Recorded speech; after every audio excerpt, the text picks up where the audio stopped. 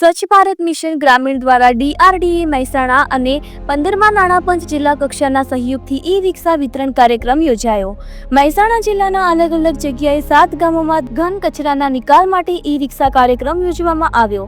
સરકાર દ્વારા સ્વચ્છ ભારત અભિયાનમાં જોડાઓ જે યોજનાઓ ચાલી રહી છે તેને લઈને પ્રદૂષણ તેમજ દરેક ગામ સ્વચ્છ ગામ બને એ હેતુ દ્વારા આ ઈ-રિક્ષાનું 7 ગામમાં વિતરણ કરવામાં આવ્યું, જેમાં ચલુવા, નાની દાઉ, મોટી દાઉ, ભાસરિયા, જમનાપુર, ઉચરપી તેમજ નુગર ગામ ખાતે આ ઈ-રિક્ષા વિતરણ કાર્યક્રમ તાલુકા પંચાયત કચેરી ખાતે લોકાર્પણ કરવામાં આવ્યું, જેમાં મહેસાણા તાલુકા વિકાસ અધિકારી હાર્દિકભાઈ પટેલ, તાલુકા પંચાયત પ્રમુખ કલ્પનાબેન પટેલ દ્વારા લીલી ઝંડી આપી આ ઈ-રિક્ષાનું પ્રસ્થાન કરવામાં આવ્યું હતું।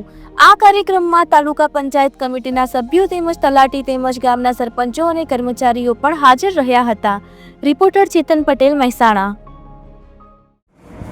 આજે કયા પ્રકારનું આયોજન હતું, શું કહેવા માંગશો?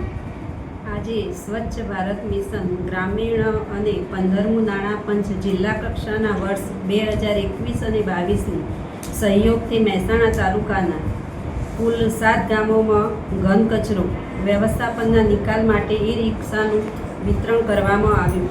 તેમાં ચલુવા, નુગર, જમનાપુર, નાની દઉ, મોટી દઉ, ભાસરિયા અને ઉચરપી એ 7 ગામોનો સામેલ થયેલ છે।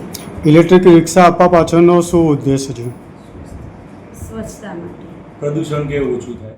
આજરોજ મહેસાણા તાલુકામાં જે ઈ-રિક્ષાનું વિતરણ કરવામાં આવ્યું 7 જેટલા ગામોમાં, એના લીધે મેન બેનિફિટ એ થશે કે પ્રદૂષણમાં ઘટાડો થશે અને ગામની સુખાકારીમાં વધારો થશે। પેટ્રોલ ડીઝલનો ખર્ચો નહીં કરવો પડે।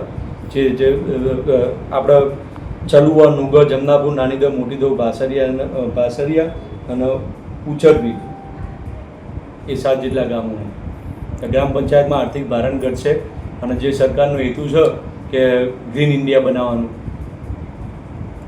એ સિદ્ધ થશે।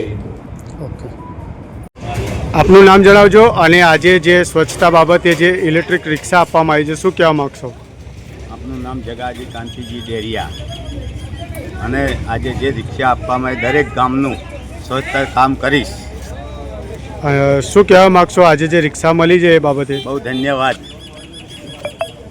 ધન્યવાદ આપ્યા પછી ગામમાં જો ઈ રિક્ષા આપવામાં આવી એના પછી શું શું કામ કરવામાં આવશે? દરેક ગામમાં રિક્ષામાં કચરો લઈ અને દરેક ગામને સ્વચ્છ રાખીશ।